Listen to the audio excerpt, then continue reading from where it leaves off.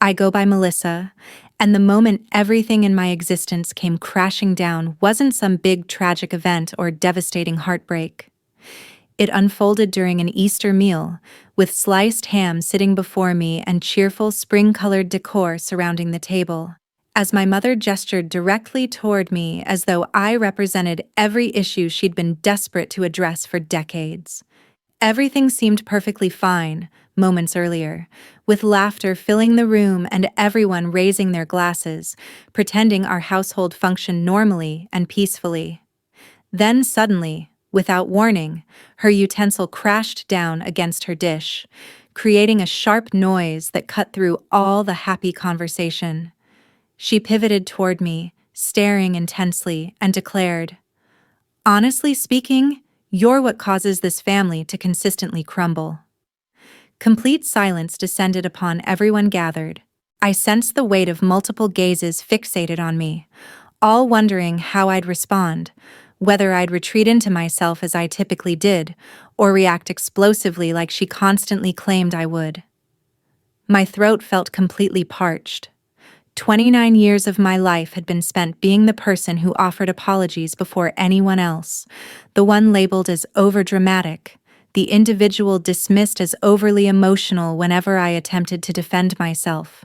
Therefore, I simply gazed at her, completely shocked, while my pulse thundered so intensely in my skull that I could barely process her subsequent statements. "If dealing with reality is too difficult for you," she continued, her tone icy yet controlled, "the exit is right there. Nobody's compelling you to remain in this house." She delivered those words as if her behavior seemed perfectly rational, as though she hadn't just blamed me for destroying our entire household in front of the very individuals who supposedly cared about me. Something within me finally fractured. I didn't raise my voice or break down in tears. I simply pushed my seat backward, grabbed my belongings, and rose to my feet. Her expression shifted briefly, surprise flickering across her face, like she genuinely hadn't anticipated that I'd actually take the invitation she'd hurled at me so cruelly. I departed from that eating area, moving past the cheerful Easter decoration, down the corridor lined with vintage photographs where I'd been forced to smile on command throughout my entire existence. I exited the house without uttering a single additional word. I refused to glance backward. I climbed into my vehicle, trembling uncontrollably, and pulled away from that residence as if I were fleeing from flames nobody else could perceive. The sensation combined betrayal with liberation simultaneously. 14 days afterward, her contact information appeared on my screen, and the moment I answered, she wasn't composed, steady, or maintaining authority.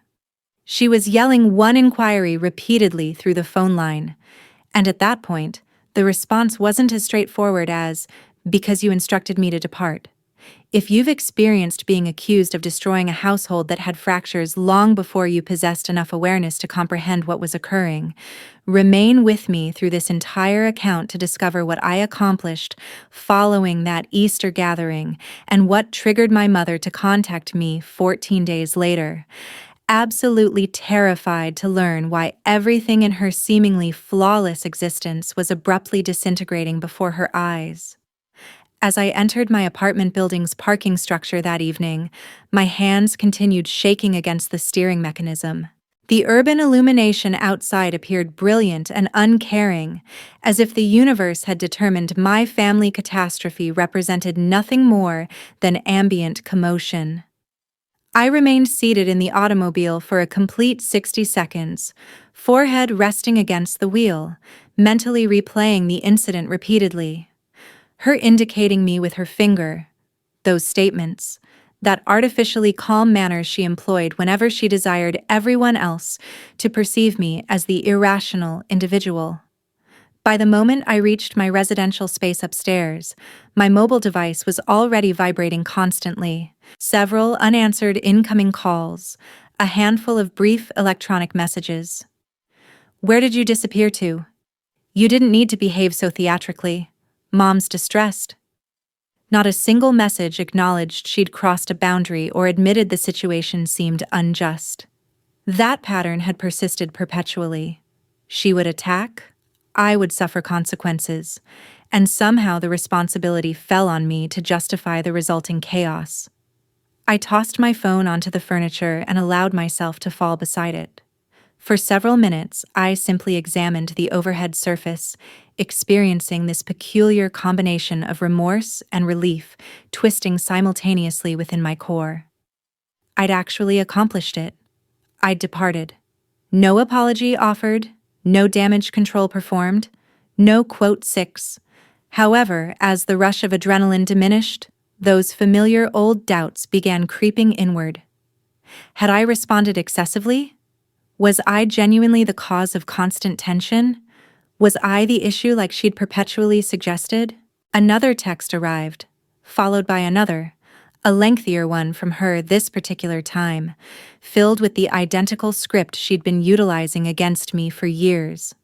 How extensively she'd given up opportunities, how ungrateful my behavior was, how families don't abandon each other simply because they encounter something disagreeable.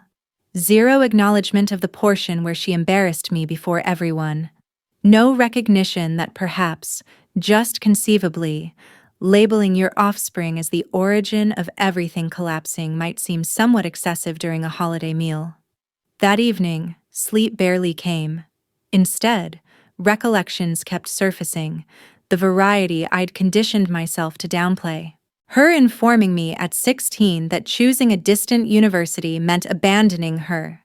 Her accessing my private communications without authorization, and subsequently acting like protecting me from my personal decisions, represented her obligation, her claiming I behaved too emotionally whenever tears appeared, yet simultaneously complaining I seemed distant if I attempted detachment. That Easter gathering hadn't emerged from nowhere. It represented merely the initial occasion she'd verbalized aloud what she'd been suggesting for years, that the disorder surrounding our household somehow stemmed from my existence. Several days afterward, when I eventually accepted a call from one of my siblings, the exchange made something extremely apparent. My mother was already constructing her narrative. I represented the individual who departed abruptly, the person who created a disturbance, the one who destroyed Easter. She had reportedly cried following my exit. According to the story, she had stated she was merely attempting honesty. She had portrayed herself as the casualty of my unexpected emotional display. That remained her preferred manipulation. Inflict damage initially, then demonstrate the loudest grief afterward. The reality is, a portion of me desired to accept her version. Honestly, it would have proven simpler to merely acknowledge that I represented the challenging individual and continue performing my assigned function. But another aspect of me, the component that had stood upright and exited that residence, had reached completion. Finished serving as the family's designated problem. Finished absorbing criticism that didn't belong to me. Finished permitting her to reconstruct the narrative while I maintained silence. Have you experienced that divided sensation? Half your consciousness desiring to return and restore harmony, while the opposite half whispers. Quote 7.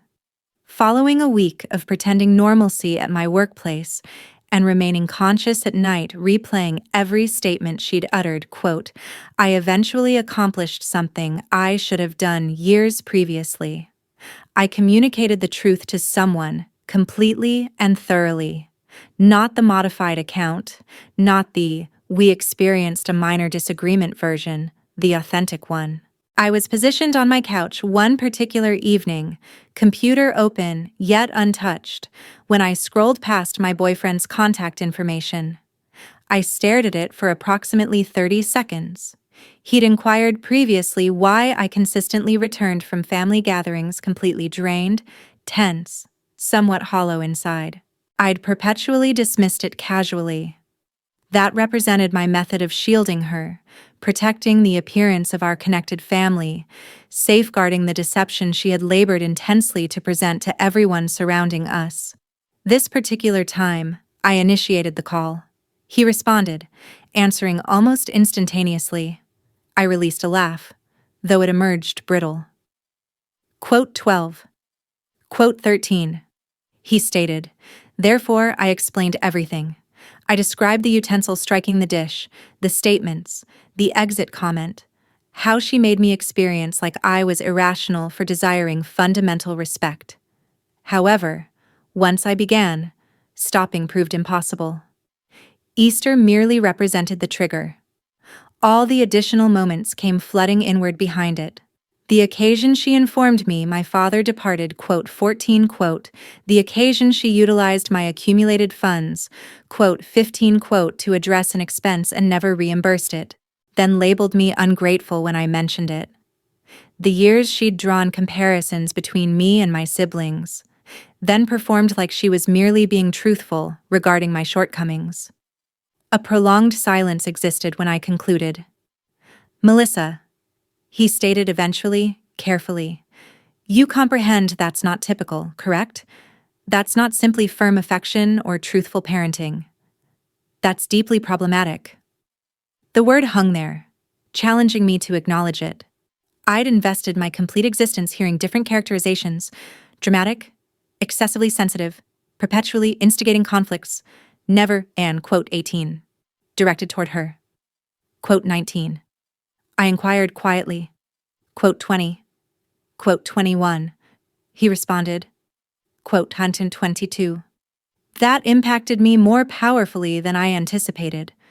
For the initial occasion, I permitted myself to consider an alternative narrative. Perhaps I wasn't the damaged component. Perhaps I represented the individual refusing to fracture the manner she preferred. Several days subsequent at his recommendation, I attempted something else I'd avoided: professional counseling, positioning myself across from an unfamiliar person and unpacking a lifetime of, quote, 23, felt peculiar initially. I kept diminishing it. But every occasion I excused her behavior, my counselor gently inquired. And every occasion, the response remained identical: diminished, remorseful, incorrect. We discussed behavioral patterns, how certain families require a designated problem individual, someone to accumulate all the dysfunction upon so nobody else must examine themselves too intensely. We discussed how Easter represented not a random explosion, but an intensification, a moment where the facade slipped publicly, not exclusively privately. Quote 26. I questioned one session, frustration constricting my chest. She stated, that statement remained with me. Accomplishing nothing represents a decision. Returning like nothing occurred represented a decision. Maintaining silence while she communicated everyone her narrative account represented a decision. Departing and never clarifying anything represented another decision. And subsequently, an concept struck me. Not a petty, theatrical retaliation, a different variety of retaliation. What if I ceased permitting her to dominate the narrative? What if, for once, I communicated the complete truth to the individuals who'd been observing our family dysfunction from the exterior, never completely comprehending why I perpetually represented the one responding excessively? What would transpire if the designated problem finally initiated communication? The initial phase in my retaliation, if you could characterize it that way, wasn't loud or explosive. It was subdued, systematic, and in certain respects more frightening than any screaming confrontation. I initiated by reviewing my previous messages, captured images of exchanges where my mother guilt manipulated me for not appearing, where she mentioned things I'd communicated to her confidentially and distorted them, audio recordings where she transitioned from composed to dismantling me in under 60 seconds, then reversed into casualty mode the instant I resisted. I wasn't accomplishing it to reveal her to the internet. I wasn't strategizing a widespread story or a theatrical social media disclosure. This served a more personal purpose. My family, my siblings, the individuals who had perpetually positioned themselves on the periphery of our conflicts, uncomfortable yet silent, because accepting I represented the issue proved simpler than confronting the concept that our mother might not represent who they assumed she was. I initiated with my sister, the individual who typically texted me following conflicts with some neutral statement like, "You comprehend how mom functions. Just release it." I requested if we could communicate. Genuinely communicate. No pretending. No smoothing circumstances. When we eventually connected on a video call, she appeared exhausted. "I don't desire to select sides," she stated quickly. "I'm not requesting you to," I responded. "I simply require you to observe what it resembles from my perspective." Therefore, I demonstrated to her. Not everything, but sufficient. Text messages where my mother blamed me for circumstances that possessed nothing to do with me.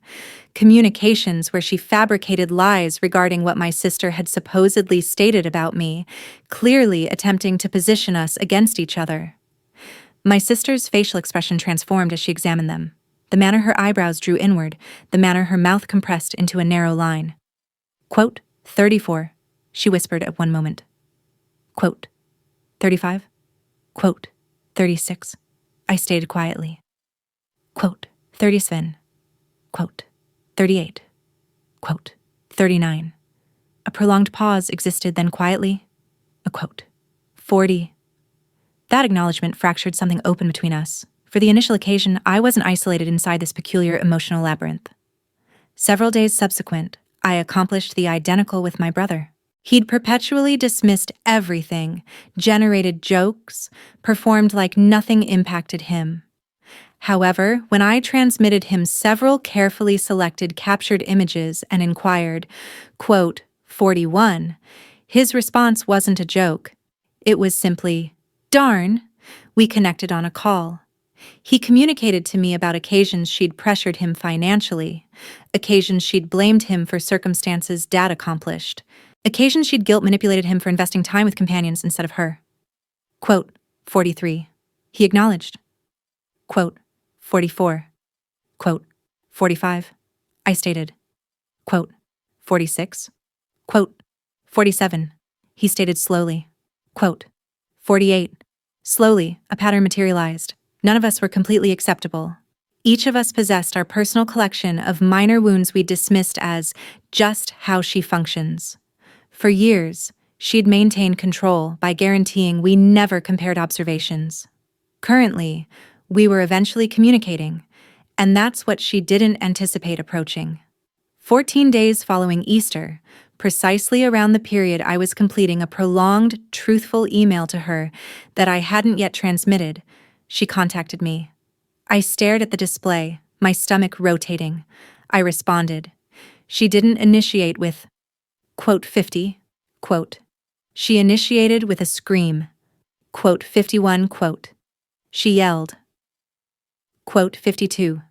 Her voice wasn't composed or controlled. It was panicked, cornered. They're inquiring things they never inquired previously.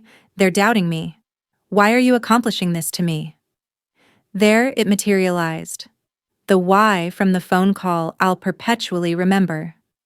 Not, quote, 55, not, quote, 56. Her, quote, 57 was straightforward. Why wasn't her account of reality functioning anymore? Have you noticed how certain individuals only initiate panic when they comprehend their control over you is diminishing? Not when they comprehend they damaged you? Her call that particular day resembled a siren, loud, frantic, filled with accusations. I comprehend you've been communicating to them, she declared. I can detect it in their voices. They're behaving differently, questioning me like I'm some variety of criminal. What did you state? What fabrications are you distributing? I almost released laughter at the word fabrications. If anything, I'd moderated circumstances considerably. I took a breath, compelling my voice to maintain composure. I stated. She snapped. I interrupted. Quote 66. A beat of silence existed, then the familiar transition. The volume in her voice decreased, but the hostility sharpened. Quote 67. She stated coldly. Quote 68. Quote 69. I responded. That represented the moment I comprehended something significant. She wasn't frightened of losing me. She was frightened of losing the audience that had perpetually accepted her narrative. Several days subsequent, following discussing it thoroughly with my counselor and my siblings, I suggested something I never anticipated I'd verbalize aloud. A family call. Not exclusively her and me, where she could corner me and reconstruct everything. All of us. Cameras activated. No pretending, no private peripheral exchanges afterward where she could construct it. Quote, 70. My brother stated. Quote, 71. I responded. Quote, 72. When we eventually established it, my heart was pounding so powerfully I could barely see directly. I positioned myself before my computer, staring at my personal reflection in the dark display while waiting for everyone to connect. My sister logged in, then my brother. Eventually, my mother. She smiled into the camera, the identical, polished, pleasant expression she displayed in Christmas photographs. She stated lightly, I almost closed my computer precisely there. Instead, I swallowed intensely and initiated. I stated, I possessed notes positioned before me, not a script. I desired to resemble a person, not a machine, but bullet points, particular examples, actual quotations. No quote 78 or quote 79 I discussed the Easter gathering.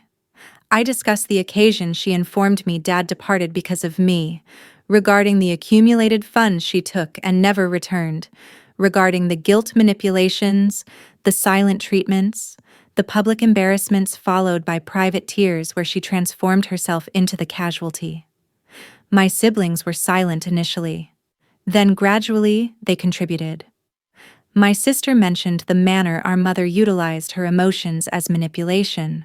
My brother mentioned how she'd pressured him to address expenses he couldn't manage financially, then labeled him irresponsible when he struggled. Each occasion my mother attempted to interrupt, to redirect, to cry. Quote 80 she stated at one moment, tears descending down her face. It would have functioned on me once, that combination of tears and accusations, the suggestion that I was cruel for even mentioning it.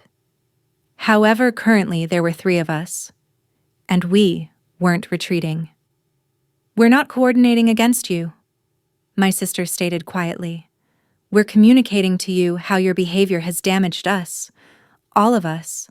That cannot represent a coincidence. You could observe the panic flicker across her facial expression. For years, she'd relied on us being separated, each of us privately convinced we represented the issue. Observing us aligned disturbed her more powerfully than anything I'd stated. Therefore what? She snapped eventually, wiping at her eyes.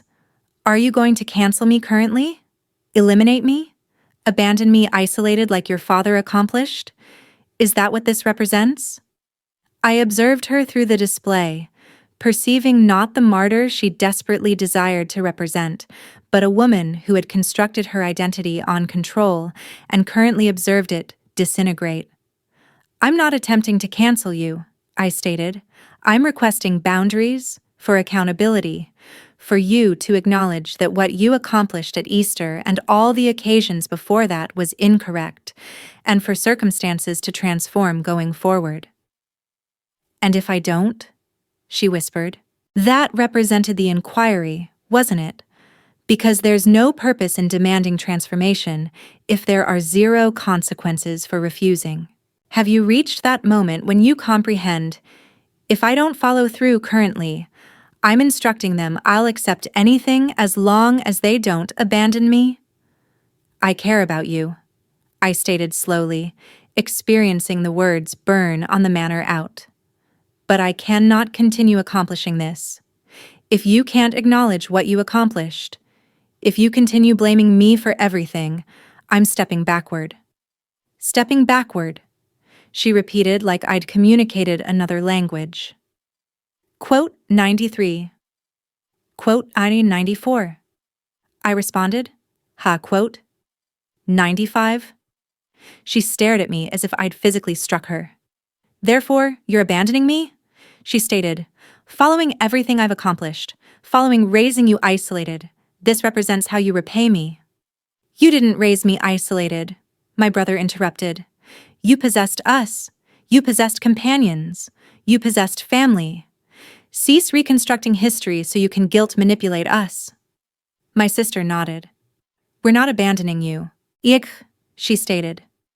We're communicating to you there are consequences. You don't obtain to treat us any manner you desire simply because you're our mother. The silence that followed resembled a cliff boundary. For a split instant, I observed the path where she collapsed, apologized, acknowledged she'd crossed excessively far. However, that wasn't the path she selected. If that's how it is, she stated eventually, her voice freezing completely, then I don't comprehend who you all represent anymore. This call is concluded. She clicked out before anyone could respond. The display shifted, her square disappearing, leaving exclusively the three of us. For a prolonged moment, none of us stated anything. Then my brother exhaled. Well, he stated. That proceeded excellently. I released laughter, but there was zero genuine humor in it. She'll contact, my sister murmured. She perpetually does. She'll either return crying or return angrier. Perhaps both, I stated. The days that followed were peculiarly quiet. No constant vibrating from my phone, no prolonged paragraphs regarding how I disappointed her. It resembled someone had decreased the volume on my existence.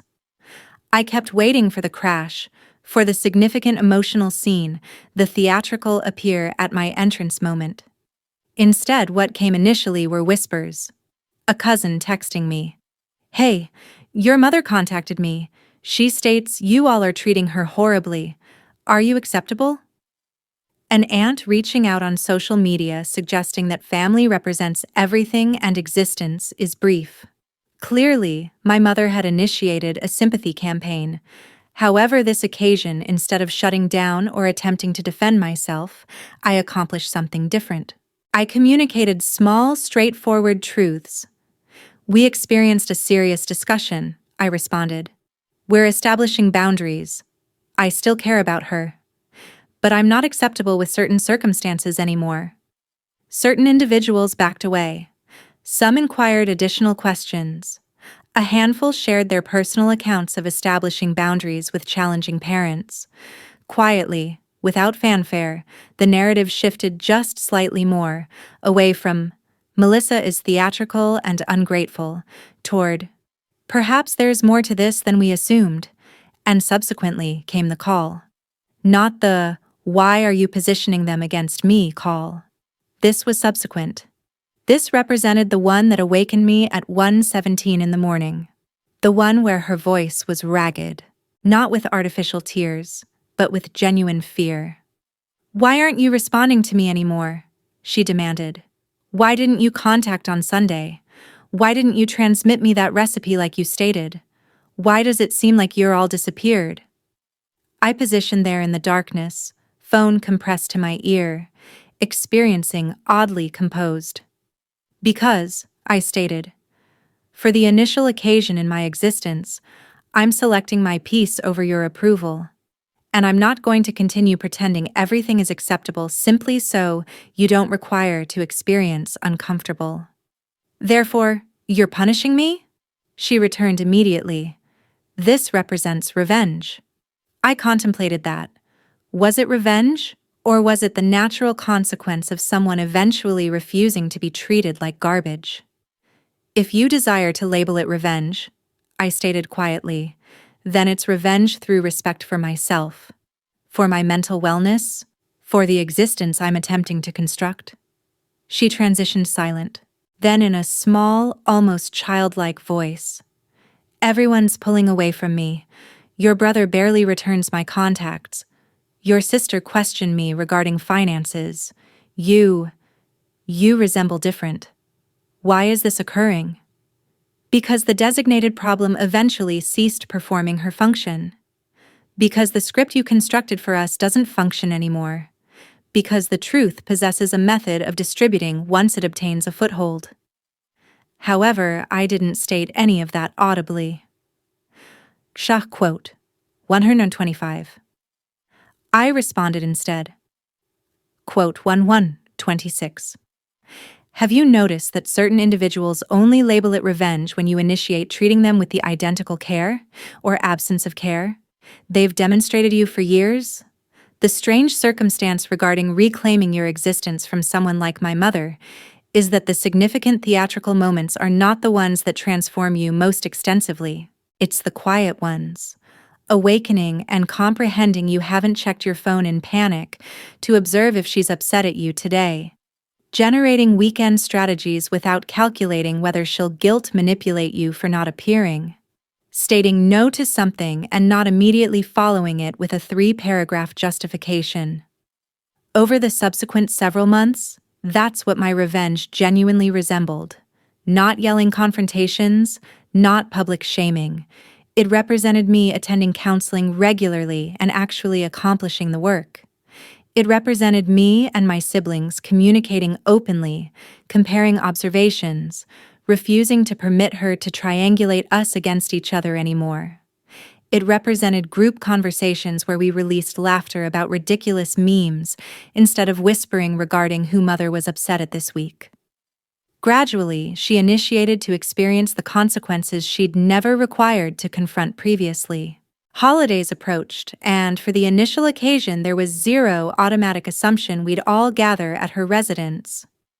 My sister suggested we host something at her location instead, exclusively the 3 of us and several companions. My brother determined to travel that weekend unapologetically. The family calendar, the one my mother utilized to control like a general commanding troops, began to rearrange itself without her authorization. She attempted new tactics naturally. She transmitted carefully constructed messages. Half apology, half blame. Quote, 127 she composed once. She, quote, 128.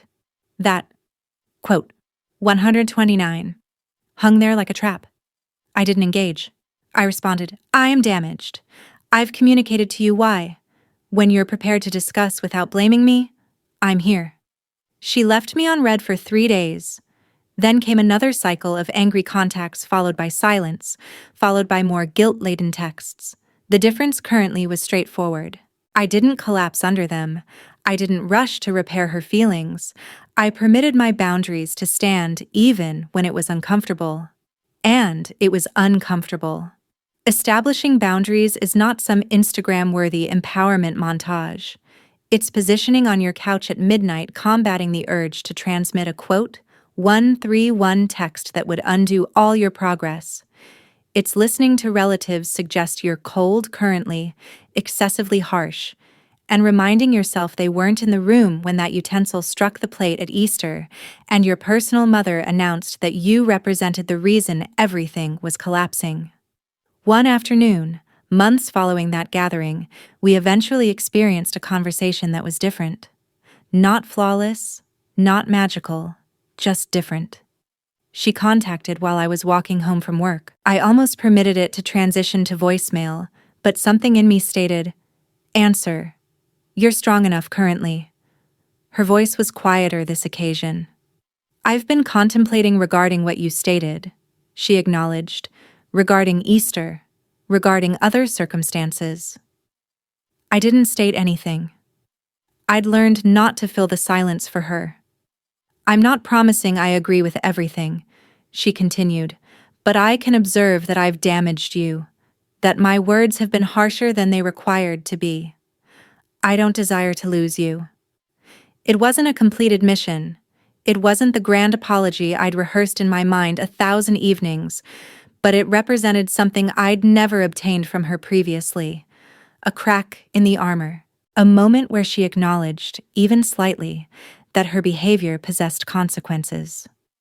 "I don't desire to lose you either," I stated, "but I cannot return to how circumstances were. I require respect. I require you to cease utilizing guilt and blame as weapons. I require you to observe me as a person, not an issue. I don't comprehend if I can transform overnight, she stated. I comprehend, I responded. That's why I'm not requesting you to transform overnight. I'm simply communicating to you the price of not transforming anymore. We discussed for slightly longer, not regarding who was accurate or incorrect, but regarding counseling, regarding boundaries, regarding perhaps obtaining some assistance of her personal. I don't comprehend how extensively it will actually persist. I don't comprehend if she'll genuinely accomplish the work or simply hope I soften initially. That's the circumstance regarding revenge when it concerns family. There's zero clean conclusion, zero movie-style credits rolling following one significant showdown. There's exclusively you determining every day whether you'll continue repeating the identical cycle or select something different. As for that Easter gathering, I still contemplate it, regarding her indicating toward me, declaring me the reason our family perpetually crumbled. Currently, though, I observe it differently. In a twisted manner, she was accurate, just not in the manner she intended. I represented the reason circumstances were collapsing, because I ceased holding them together at my personal expense. I ceased absorbing the blame. I ceased pretending. I permitted the artificial account of our flawless family to crack so that something more truthful could possess a chance to develop in its location. Therefore, here's my inquiry for you, not for her. If you were positioned at that table and someone you cared about indicated toward you and stated, "You're the reason this family perpetually crumbles," would you invest the remainder of your existence attempting to prove them incorrect? Or would you depart sufficiently long to discover who you represent without carrying everyone else's fractured components? And if you were in my position, would you forgive, transition low contact, or eliminate ties completely? I comprehend what I selected. Currently, I'm curious.